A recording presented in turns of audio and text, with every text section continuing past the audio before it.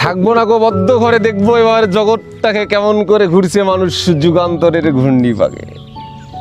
ঘুরতে ঘুরতে চলে এলাম যেন এক নীরব দেশে, এদেশ একেবারে নীরব হয়ে আছে।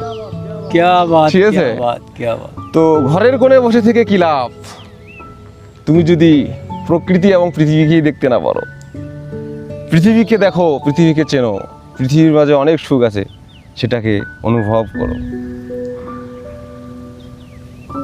মাঝে মাঝে ঘুরতে হয়, ঘোরাটা হচ্ছে কি প্রফুল্লতা, আর প্রফুল্লতা হচ্ছে মনের একটা বিশেষ খোরাক।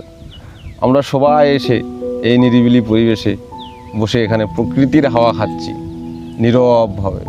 কবি যেন বলেছেন, তুমি চুপ করে থাকলেই সব চুপ থাকবে, প্রকৃতি নীরবেও যেন কোথা কয়ে যাবে।